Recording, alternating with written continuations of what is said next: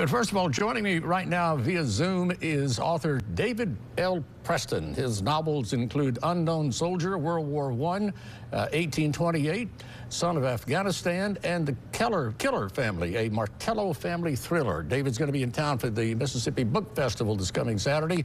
And so, David, welcome to the show. And I understand that we've got your audio but not video. That's right. Thanks for having me, Walt. Sure. Thank you for being here, sort of being here. But we'll show your books. Let me ask you just a few things about yourself first. You are not in Mississippi at the moment, but you have some very close ties to the state. Is that right?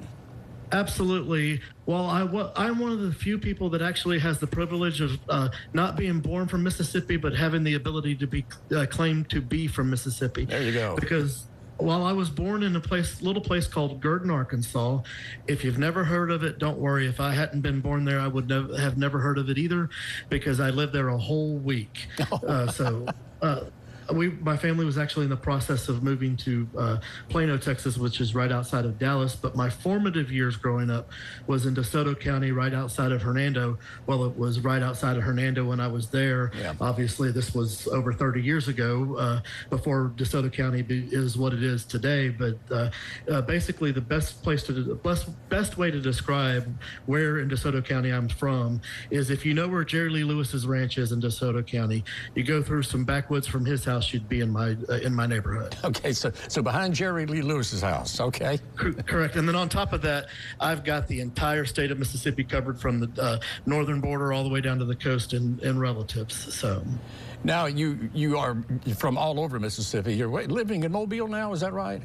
I am living in Mobile now. I've been in Mobile for over 30 years. After we moved from DeSoto County, we moved down here to Mobile. And like most people here in Mobile, I wasn't born here, but as soon as I got here, I never left. Yeah. Well, you know, Mobile, somebody said one time the three biggest towns in Mississippi are Memphis, New Orleans, and Mobile. So you're still in Mississippi in a sense. And, anyway. I've lived in the two of the metro areas of those towns too. So. Okay. Tell me about writing. When did you fall into writing, or did it fall on you, or what happened there? Well, for I've always had the idea for the Unknown Soldier series, starting with World War I, obviously, ever since I visited the Tomb of the Unknown in Arlington when I was in high school. So that idea's stuck with me for my entire adult life.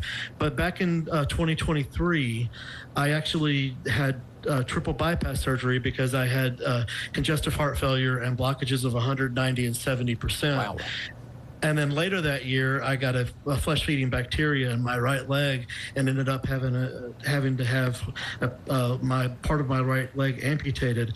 So I wasn't able to work anymore. So I had all of this free time available to me, and so I figured, why not? If now's a better time than any to start writing. So I started writing, sat down and started writing, and never really even stopped. Wow.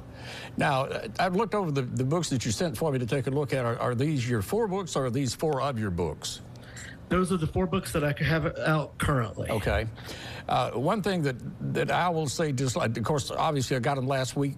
I didn't get a chance to read all of them, but I looked at the pictures. No, actually, no, they're very good books. Scanning them, I discovered you obviously have done quite a bit of research to do these works, because somebody one time said, if you're going to be a writer, write what you know. And these are 4 distinctly different works, and yet they are very well written. Tell me about your work ethic. How do you do this? Well, I grew up a history nerd. Basically, I am the son of a history major from Southern Mississippi. That's another Mississippi connection. My parents actually met at Southern Miss, but my dad was a history major, and he realized he wasn't going to be able to make enough money to support a family with the history degree, so he also got a minor in accounting, and that's how he made his money. But I grew up not going to Six Flags and Disney World for summer vacation. I went to Civil War battlefields like Vicksburg and Shiloh, and basically, if there was a battlefield in the Mississippi, Alabama, Tennessee region, I went to it as a kid. So I grew up in love, falling in love with history. So, obviously studying it, casually. I never lost that love of history, and reading about history. And so, so yes, it takes a lot of research, but because I've had that skill set developed from an early age, it wasn't hard for me to be able to do that research. Now, these books, we're talking a lot about history. They are historic novels. They're not history books. They're stories set very realistically in a historic setting. Is that kind of what you call it, just the historic novel? Is that sort of it?